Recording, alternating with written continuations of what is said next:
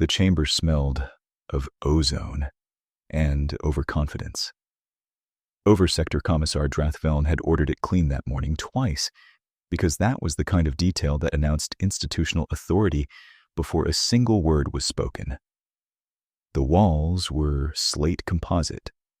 The lighting overhead was the flat, shadowless white that the hegemony used in every formal adjudication space from Tiran Station to the Outer Ring colonies, and the table was long enough to seat 11, though today only 4 chairs were occupied on the near side. The table itself was a statement.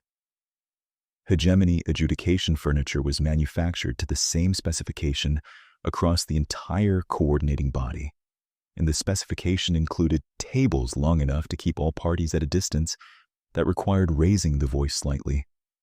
Velen had always found this effective.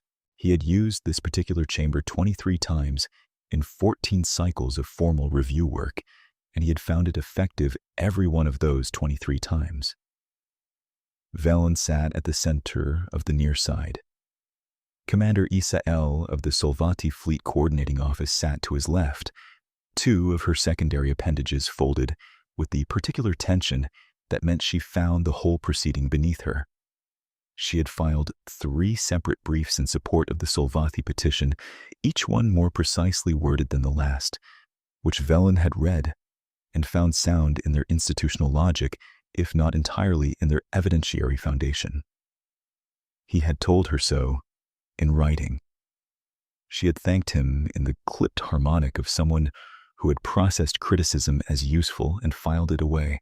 Ambassador Provisional Geth of the Kaldrathi Diplomatic Compact sat to Velen's right and had been making quiet notes on a data pad since before Velen arrived, which suggested either very thorough preparation or a very early anxiety, and in Velen's experience, those 2 things were frequently the same condition, wearing different clothes. The 4th chair, the one at the end, belonged to Fleet Adjudicator Torin Mast, who had not looked up from his own data pad since entering. Velen had worked with the Mast across 4 formal proceedings and had never once seen the old Vraxian make a decision before noon. That, too, was a kind of authority. The human was already in the room when they filed in. She was seated on the far side of the table, alone, and she was not looking at the door. She was looking at nothing, specifically in the way that Velen had once observed a deep ocean predator from a station viewport on Kellis 4. A stillness that was not inertness, because inert things did not make the air feel different. Her hands were flat on the table. Her uniform was clean but not ceremonial, which was already irregular. The standard hegemony protocol for formal review proceedings specified dress-grade attire for all parties appearing before the board. The briefing documentation had specified this. Velen noted the deviation and added it to the running catalog of things he was going to return to later, after the more pressing analysis. There were no rank insignia on the collar that Velen could identify using his standard galactic recognition suite, which was the 2nd deviation and a more significant one. The recognition suite had been updated 14 months ago and covered every commissioned rank structure in the 37 species of the Hegemony Cooperative Treaty Framework. It also covered 6 non-member military organizations that operated under provisional alliance agreements. It did not cover whatever this woman's collar represented, and it said so in the neutral tone of a system encountering a data gap rather than an error. She was small. He had expected that, because the briefing documents had specified it, and he had read them 4 times on the transit from his office to this chamber. She was, in the hegemony's measurement equivalents, approximately 1.63 meters tall, compact through the shoulders with brown hair gathered at the back of her head in a tight configuration that his cultural cognition module identified as functional rather than ceremonial. Her skin held the particular warm undertone that his physiology modules associated with the human regional designation of Mediterranean or South Asian heritage.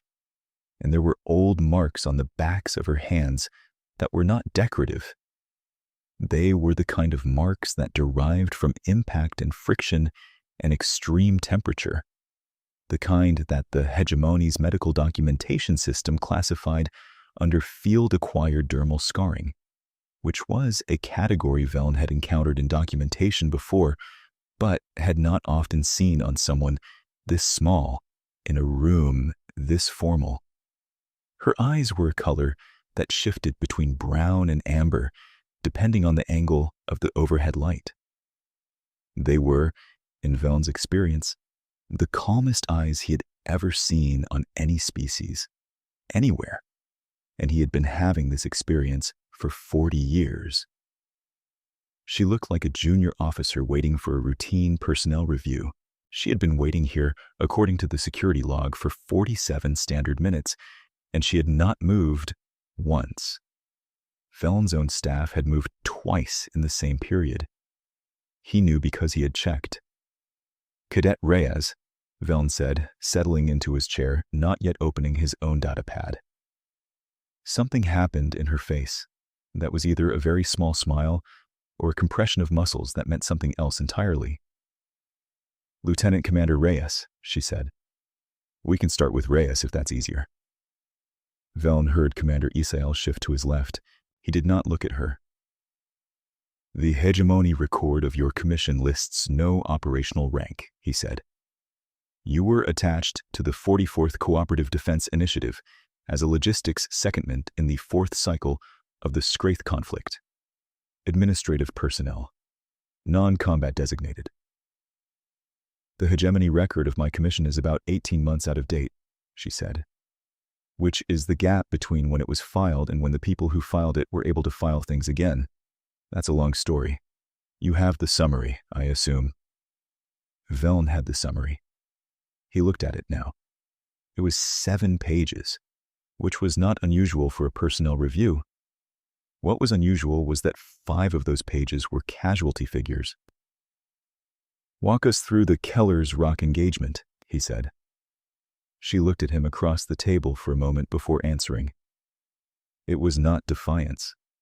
He could not categorize it precisely. It was more like the pause a mathematician made before explaining something to someone who had asked the wrong question but not yet realized it. "Which part?" she said. "The outcome." "Station intact, civilian population intact, 4,200 civilians evacuated ahead of the 3rd wave, and the Scraith ground force neutralized." Ambassador Provisional Geth looked up from his datapad. "Neutralized. All of them." "All of them," she agreed. The word sat in the air without apparent weight. That was what made it strange. The Scraith deployed 340 combat units in the final push, Fleet Adjudicator Mast said, and his voice was carefully controlled in the way of someone who had read the same numbers multiple times and still found them difficult.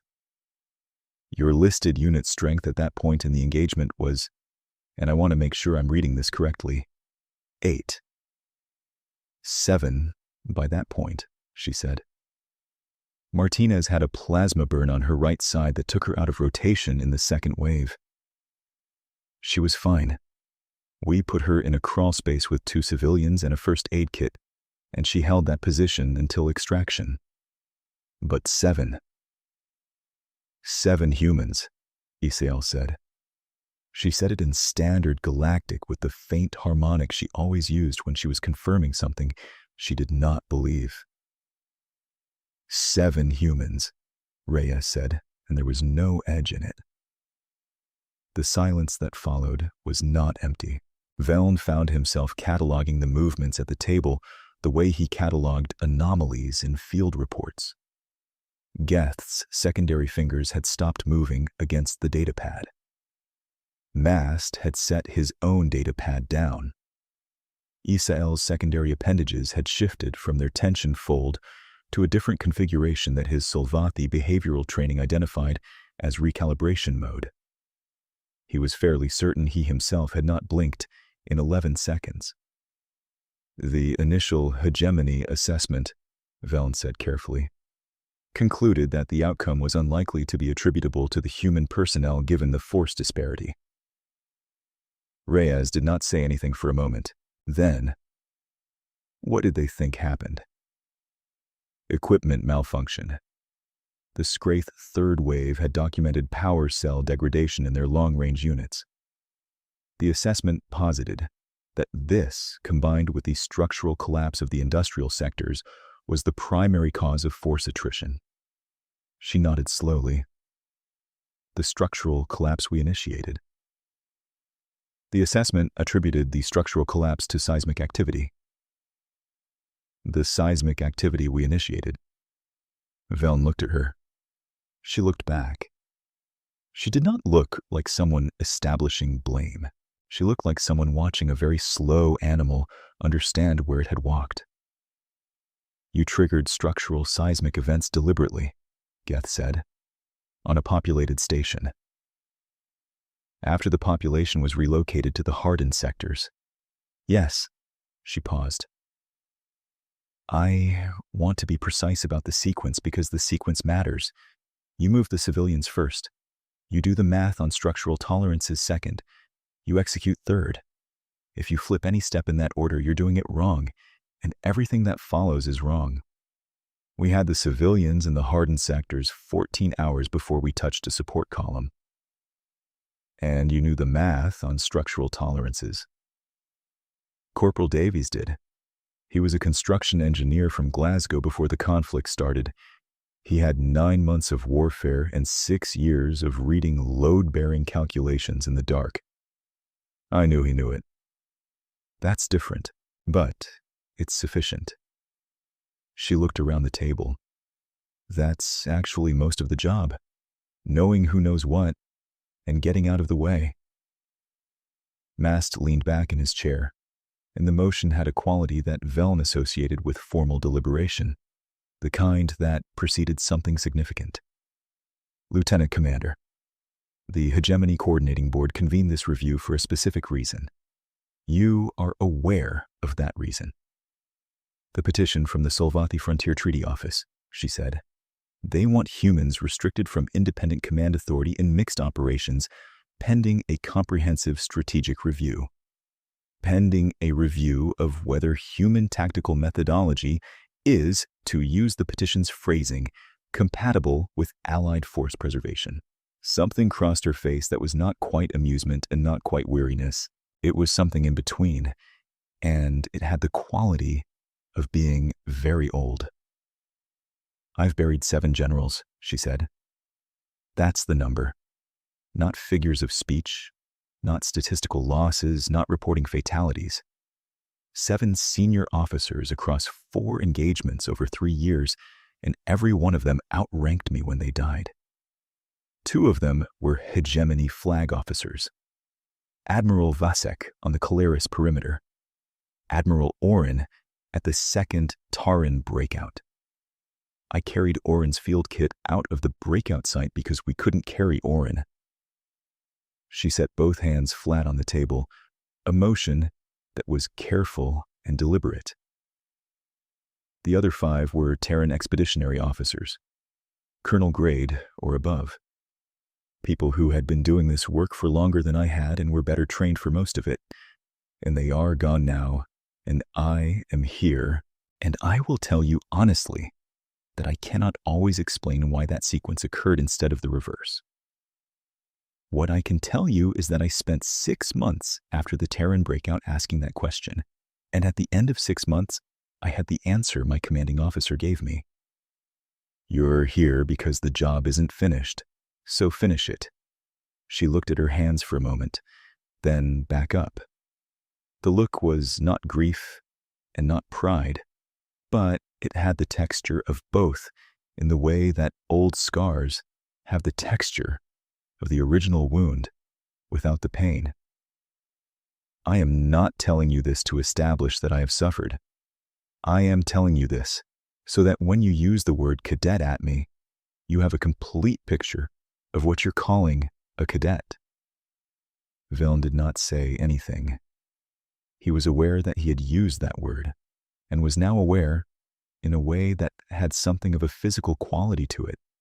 Exactly what that choice had cost him in this room. The awareness had a specific and unpleasant quality.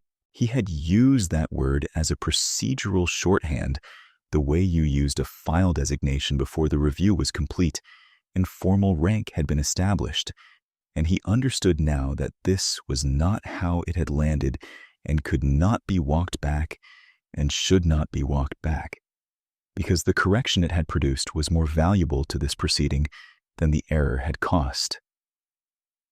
The Solvati petition, she continued, her voice the same throughout level and documentary, is based on 3 specific engagements where human unit commanders made tactical calls that resulted in Allied casualties. The Rigel 7 perimeter break, the Novarian engagement at Coldwater Station, and the Keller's Rock final push. That's correct, Isael said. She had the slightly clipped quality of someone who has been waiting for someone else to state their case incorrectly. Rigel 7, Reyes said. I wasn't there, but I know the officer who commanded that action. Commander Herrera. He ordered the retreat through the eastern corridor rather than the western, and 4 Solvati units were caught in the crossfire from Scraith position 14. 7 casualties. 14 Solvati casualties, Isiel said. 14, yes. The western corridor at that point had already been mined by the retreating Scraith 5th Unit. The casualty estimate for the western route was between 60 and 110, depending on detonation sequence. Herrera chose 14. A pause.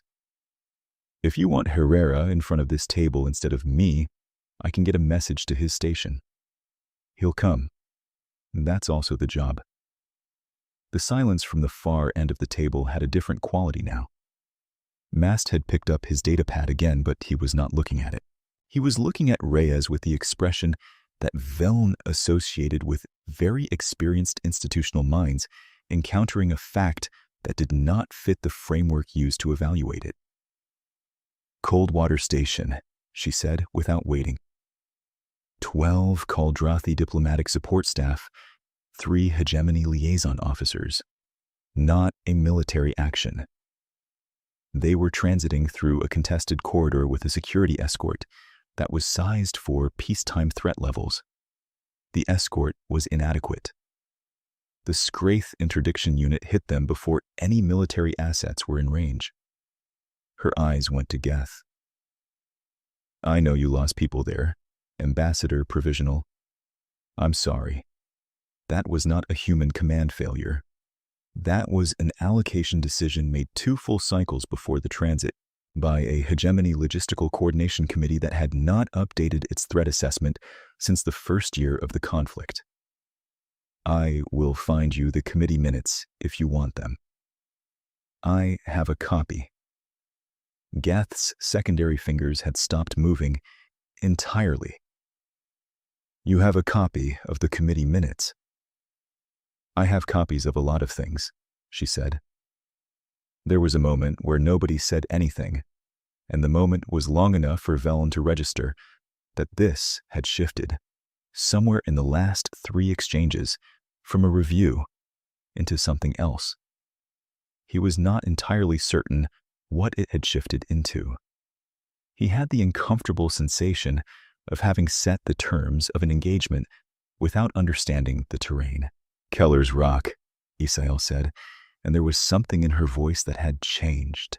The formal harmonic was still there, but the inflection underneath it had moved towards something that Veln's behavioral training identified as either respect or its structural precursor. You're 7 personnel against a force of 340. You want us to believe the force disparity is not the central fact. The force disparity is a fact, Reyes said. It's just not the central one. The central fact is that by the time the 3rd wave came, we knew the station better than they did. We had been inside its walls for 11 days. We knew which corridors flooded when you vented the cooling system, which maintenance shafts connected the residential blocks to the industrial core, which structural columns were load-bearing and which were aesthetic. We knew where the emergency lighting went dark and stayed dark. We knew the sound the ventilation system made when it changed cycle, because we had been listening to it for 11 days and nights. She looked around the table. 340 combat units don't know a space they've been inside for 6 hours. 7 people who have been inside it for 11 days are not the same as 7 people anywhere else. That's not exceptional capability. That's preparation. That's patience. That's knowing that at some point, what you know will matter more than how many you are. Preparation, Mast said. He said it the way someone said a word they were trying to determine the weight of. We've been preparing for this job for a long time, she said. Longer than this conflict. Longer than the Scraith even. Humans have been the smaller party in a hostile environment for most of our species' existence. We have, as a species, an extremely long history of being in spaces we did not have permission to be in, against things that were bigger and better armed, trying to protect people who couldn't protect themselves. We did not evolve in safety. We evolved in contested territory, in the dark, with inadequate equipment against things that were faster and stronger and more numerous, and we are still here. A pause. That is not a boast. That is an explanation of why 340 against 7 produces a result you find surprising, and we find approximately expected. Geth had been listening to this with the expression of someone trying to update a model in real time and finding the new inputs difficult to accommodate. You're saying the capacity for this kind of engagement is not the result of training. It's the result of training, she said. But the training is very old. Most of the curriculum was finalized before we developed language. A pause. The thing you have to understand about where humans came from is that we were not, for most of our evolutionary history, the apex predator on our own planet. We were prey. We were medium-sized, without natural armor, without venom, without exceptional speed, competing for resources against things that had all three. What we had was endurance, problem-solving, and a very specific relationship with fear. Explain the relationship with fear, Mast said. He had set down the datapad again. Most species experience fear as a signal to disengage. Get away from the dangerous thing. That's logical. It preserves the organism. She looked at her hands for a moment before continuing. Humans experience it that way too. But somewhere in our history, we also developed the capacity to function while afraid. To move toward the dangerous thing because the people behind us couldn't move away from it fast enough. We didn't evolve out of fear. We evolved the ability to carry it and keep working. A short silence. That's the part that's hard to train. You can teach tactics, you can teach positioning, structural analysis, resource management under constraint. The carrying part is older than all of that. Either you have it, or you've built it the hard way and you know what it cost. The flat white light lay across the table with perfect consistency and no warmth whatsoever. Veln found himself thinking, briefly and involuntarily, about the word cadet and the mechanics by which a person arrived in front of a formal hegemony adjudication board carrying 3 years of operational record and 7 dead generals and 0 station losses, and still sat across a table from 4 institutional authorities with their hands flat on the surface and their voice perfectly level, and whether there was a framework in his 40 years of review work that explained the mechanism.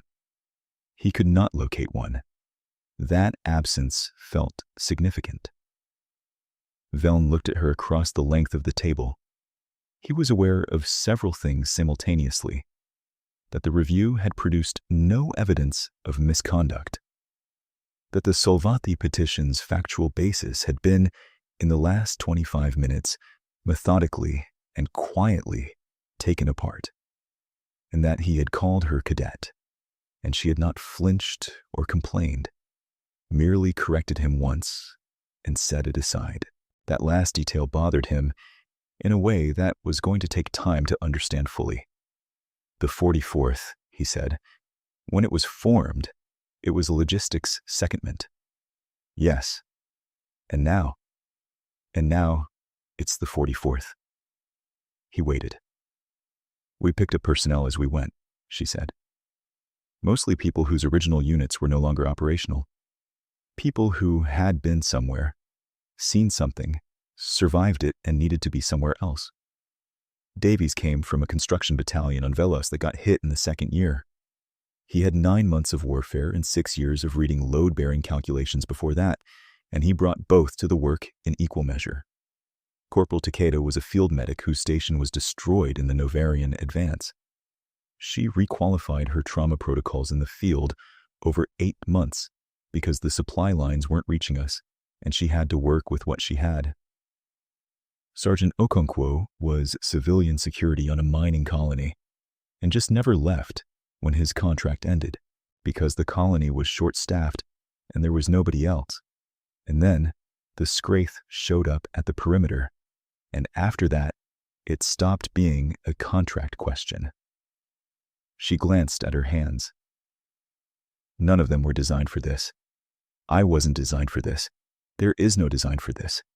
There's just what you decide to do, and then the consequences of that decision stacking up over time until they become who you are.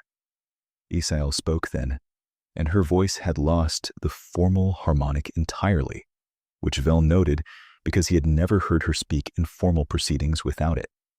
The Solvati petition argued that human command methodology creates unacceptable risk for Allied forces because human tolerance for tactical loss is incompatible with multi-species operational frameworks. I know what it argued. Is it wrong? The question sat in the air for a moment. Reyes looked at Isael directly, which was itself something. The two of them were roughly the same distance from the end of the table, and the geometry of the moment had a different quality than anything that had come before it. It's asking the wrong question, Reyes said. Human command methodology does involve accepting risk that other species find uncomfortable. That's accurate. What the petition doesn't account for is why that tolerance exists and what it's in service of. We don't accept risk because we don't value Allied lives. We accept risk because the alternative is a certainty that we value less. She paused. 14 Solvati casualties at Rigel 7 against 60 to 110 in the Western Corridor. That math is not comfortable. It is not supposed to be comfortable. Herrera carried that math with him out of the engagement, and he will carry it for the rest of his career. And that weight is appropriate. And he knew when he made the call that the weight was coming. That's the threshold. You have to be willing to carry it. If you're not, you make a different choice, and more people die, and you carry that instead. Geth had set his data pad entirely face down on the table. Vel noted this because in 4 cycles of working with Kaldrathi diplomatic staff, he had never seen any of them set down a data pad voluntarily during a formal proceeding. It was, in Kaldrathi professional culture, the equivalent of putting down a shield. The petition from the Solvathi Frontier Treaty Office, Mast said, and the weight in his voice had gone somewhere different, requests a suspension of human independent command authority pending the strategic review. I know, she said. The review would take, at minimum, 3 full cycles to complete. Given current Scryth activity in the outer corridors, there are 11 stations in active threat designation where human units are the primary protective force. I know that too, she said. The suspension would require those units to operate under Hegemony Secondary Command during the review period. She was quiet for a long moment. When she spoke, her voice was exactly the same as it had been when she said Martinez had a plasma burn. Exactly the same as it had been when she cited the casualty figures for the Western Corridor. Exactly the same throughout. And that consistency was itself the most significant thing she had said. With respect to everyone in this room, she said, I want to be honest about what I think happens in those 11 stations. If you place units that have been operating in one command structure for 2 years under a secondary command framework for 3 cycles during an active threat period. She did not say what she thought would happen. She did not need to. The room held the weight of what was not said. Isael's secondary appendages had gone entirely still.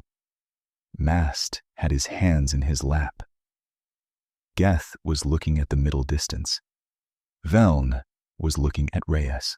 She looked back at him with those amber-brown eyes and the expression that was either very old or very settled, or possibly both. I understand, Veln said at last, that this review has not produced what the petitioning parties anticipated. Reviews rarely produce what was anticipated, she said. That's what makes them useful. Mass cleared his throat, which, in Vraxian formal practice, was a signal that a procedural conclusion was approaching. This board finds insufficient evidence to support the operational suspension requested in the Solvati petition. The petition is declined.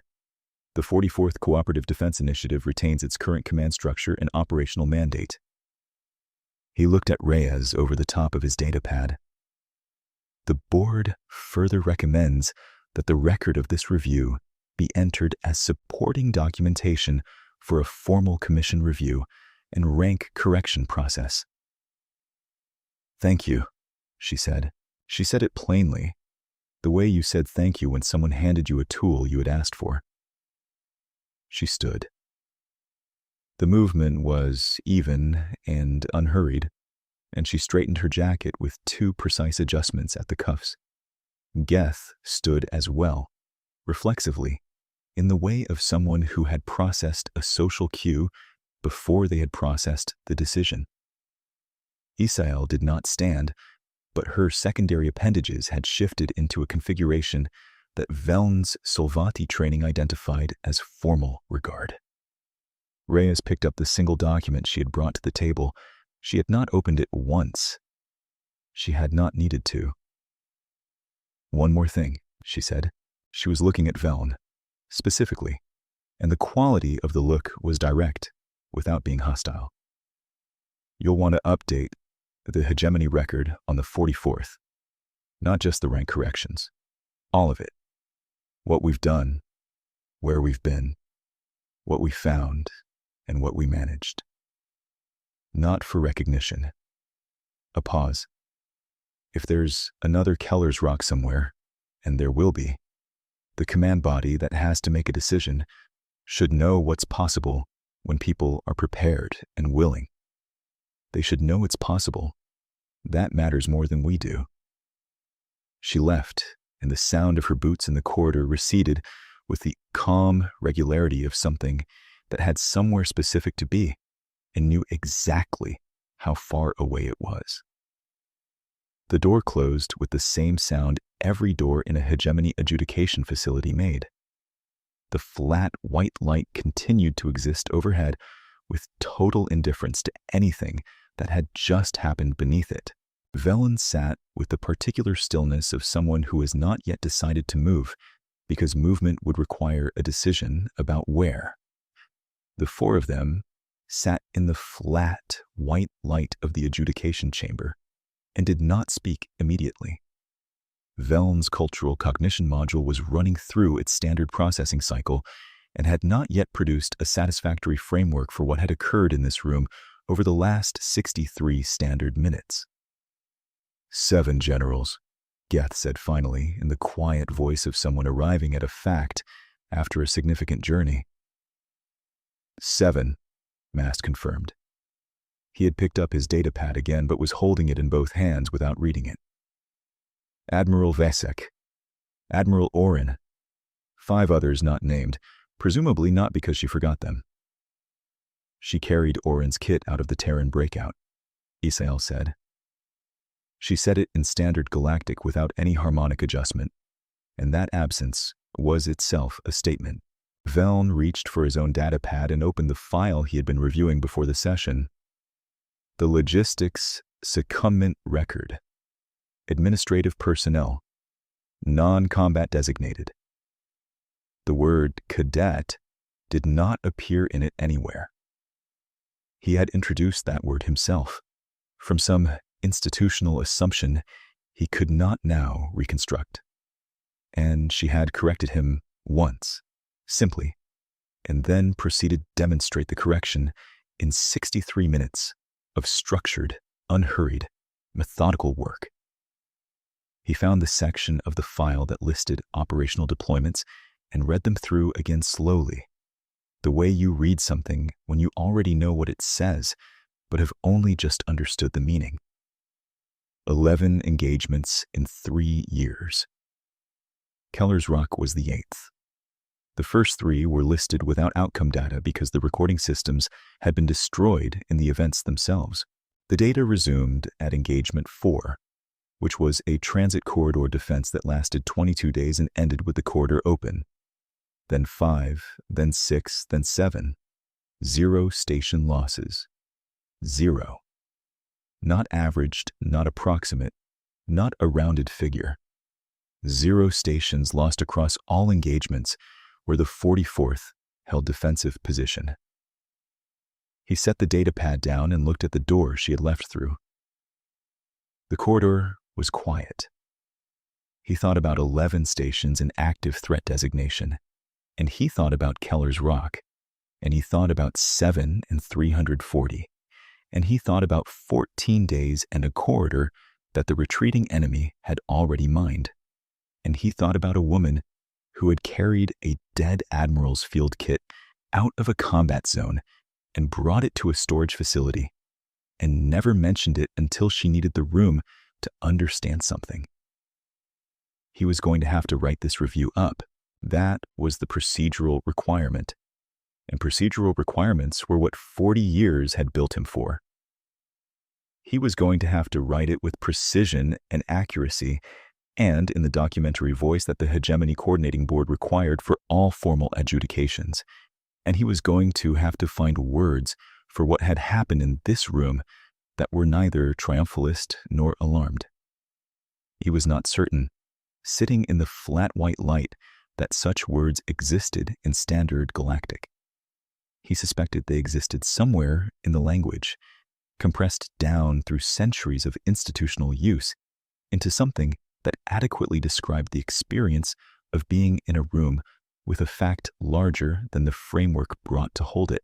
He was going to have to locate those words with care, because the wrong words would do the wrong work, and the wrong work here would echo through 11 active threat designations and whatever came next for the Scraith perimeter and every future engagement where a hegemony institution had to decide how to think about human units and human commanders and the specific quality of human willingness that had no adequate translation in standard galactic, and probably never would. He thought about Admiral Oren's field kit. He thought about a 2-year storage period and a family finally receiving it, and the specific character of a person who carried that object out of a combat zone and kept it safe for 2 years and then delivered it and then mentioned it as a postscript to a mission update, the way you mentioned a minor administrative task that had finally been cleared. He could not determine what category of person did that. He had reviewed personnel files for 4 decades, and he could not place the behavior in any framework he had. He also suspected, working through the math in the quiet way of someone who had spent 40 years making institutional decisions, that the question he should have been asking from the beginning was not whether the 44th should be placed under secondary command, but whether any command structure in the hegemony was adequately prepared to command them at all, and that this was not a question he was going to answer in this chamber today.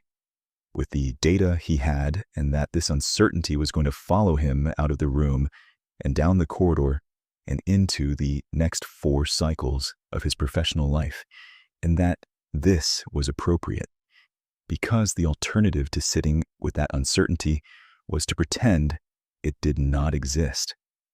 And he had seen in 63 minutes what happened when an institution pretended a human was something other than what she was.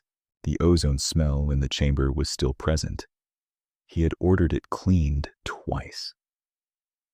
It occurred to him now that she had been sitting in this room for 47 minutes before any of them arrived, and that the room had smelled of ozone before his cleaning order, which meant the cleaning had made no difference at all. He filed the thought away beside 7 generals and 0 station losses and the careful sound of boots in an empty corridor, and began, slowly, to write. 6 months later, a brief message arrived in the adjudication office file system, flagged as general informational and not requiring a response. It was from the 44th Cooperative Defense Initiative, and it was 4 lines. The outer corridor stations were stable. The Scraith advance had not reached Veritas Junction. There had been a situation at Marin Colony that had been resolved without civilian casualties. The 44th was redeploying to the Kethris perimeter, where the Hegemony Intelligence Service had identified elevated threat indicators and expected to be on station within 14 days. Regards, Commander Elena Reyes. P.S. The field kit was returned to Admiral Oren's family last month. I thought you should know that. It had been in storage for 2 years, and it was time. Veln read the postscript 3 times. He was not certain how she had known that was something he needed to know. He was not certain how she had known it was something anyone needed to know.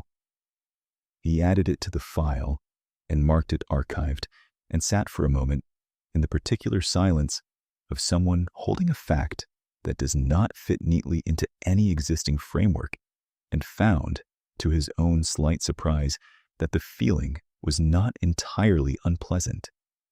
He had stopped calling it uncertainty. He was working on a better word. He suspected the word he was looking for was something between respect and reckoning, something that named the state of having updated your understanding of a thing and not yet finished calculating what that update implied for everything downstream. It was the kind of word that did not exist as a single term in Standard Galactic, because the hegemony's institutional vocabulary had been built for analysis and decision and record, not for the specific experience of sitting in a clean room with a data pad and a 40-year career, and realizing that the framework used to evaluate the world had a gap in it the size of a person. He would find the word. He had time.